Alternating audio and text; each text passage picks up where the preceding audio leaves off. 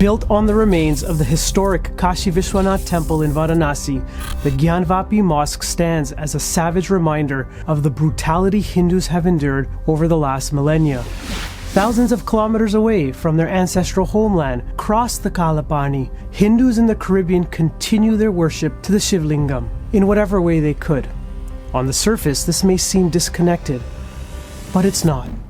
You are also probably wondering why the story of the Kashi Vishwanath temple and the current legal battle happening in India is taking over your social media feeds. But I promise that after watching this video, I will make you the expert on the history of the great Kashi Vishwanath temple, and we will connect the dots between the struggle of Hindus in India and the wider Hindu diaspora.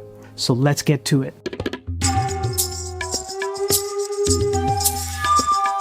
What is up, guys? Sean Binda here from Hindu Lifestyle, where I talk all things Hindu. The Kashi Vishwanath temple is located in Varanasi, India. Another name for Varanasi is Kashi, which comes from the word Prakash, and its name translates as City of Light or Shining City. Generally known as the spiritual capital of India, Kashi is home to the Visheshwar Jyotir Lingam. Even if you have the most basic knowledge of Hinduism, you would recognize the lingam when you see it, as it is one of the most iconic Hindu forms. The linga or lingam translate to sign, symbol, or mark, and it is a representation of Lord Shiva. The term Jyotir is derived from Jyoti, which means radiant, and the 12 Jyotir lingas are the places where Lord Shiva appeared as a fiery column of light.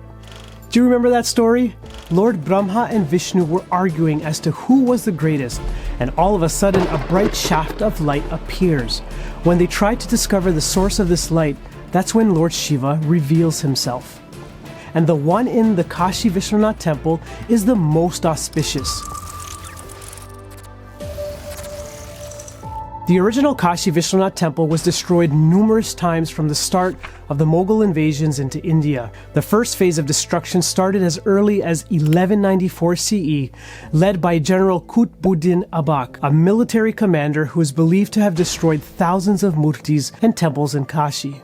Despite the destruction, the temple was rebuilt. In 1669, Aurangzeb, one of the most vicious Mughal emperors in history, ordered the destruction of the Kashi Vishwanath temple, and in its place, he built the Gyanvapi Mosque.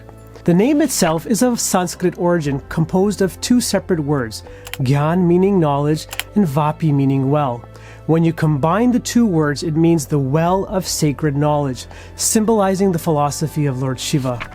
To show their superiority over the conquered Hindus, the Mughals left the remnants of the previous temple to serve as a reminder of the might of the Mughal Empire.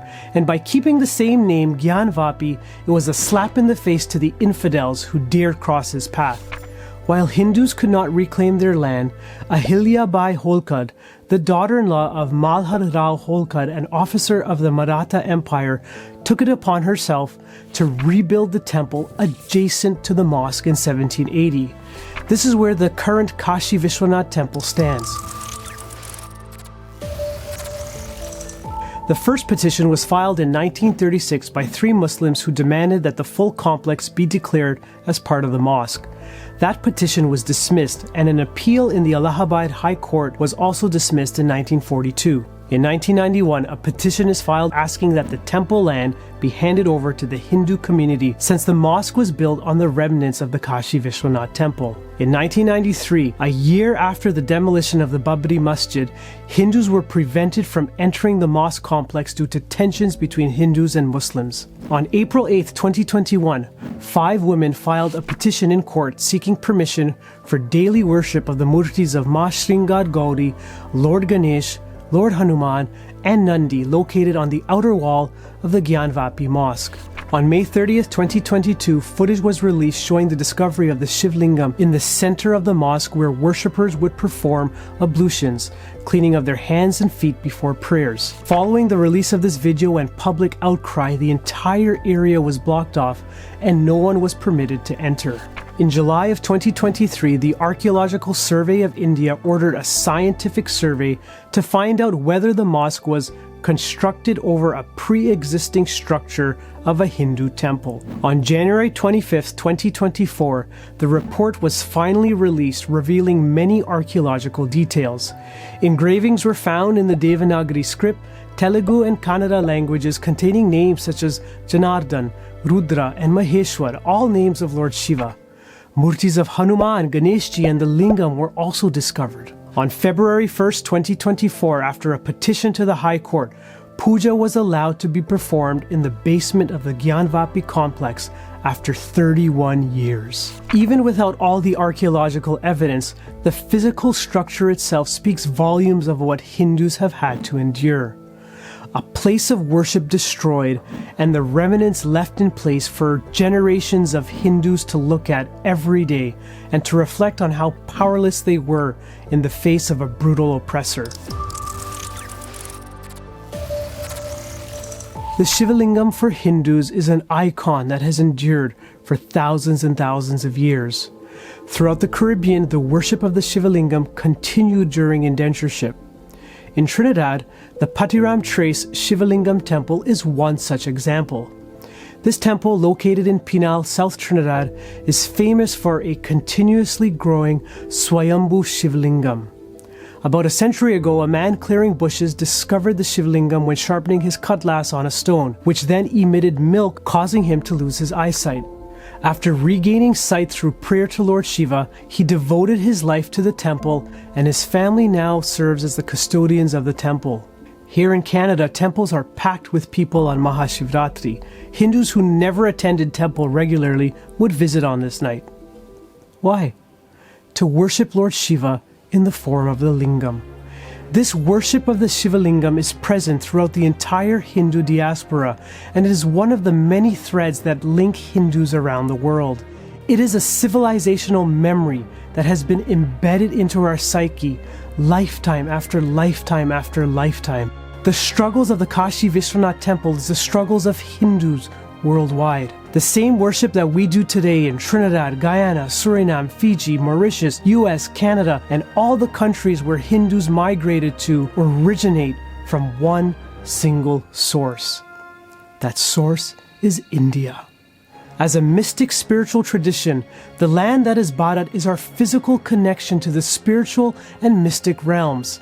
This is not a new idea to Hindus, for we have always found the ways to bridge the gap between the physical and the spiritual. Hinduism would not have evolved to what it is today were it not for the geography of India, its natural resources, its energy centers, and most of all, its ability to nurture a civilization for thousands of years while still progressing forwards.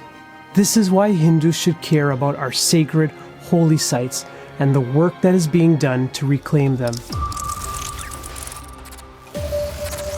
Citizens of India now need to look outwards, beyond their borders, and realize you have the support of many Hindus like myself, for we realize there is no Hinduism without India.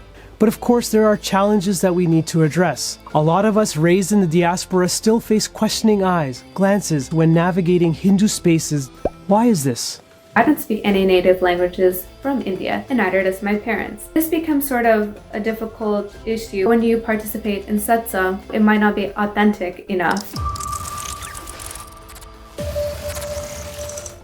The Kashi Vishwanath temple is sacred to all Hindus because of the place it holds in our civilization. The fact that it is still standing today in some form is a testament to the spirit and courage of our ancestors. This is a battle to correct the historical wrongs that an ancient civilization has had to endure. Here in the West, did we not see the same reckoning? Universities being renamed, and all across the US and Europe, work was done to reconcile the colonial past in order to move forward. Hindus outside of India need to support the fight to reclaim our sacred spaces. Educate yourself on the issues, share stories on social media, talk to other Hindus, and most importantly, become aware. To my brothers and sisters in India, continue the fight. You have our support. Thank you once again for watching. Please hit like, share this video with your friends and family. If you haven't subscribed to my channel, please do so, and I'll be sure to catch you in the next one. Hara Hara Mahadev.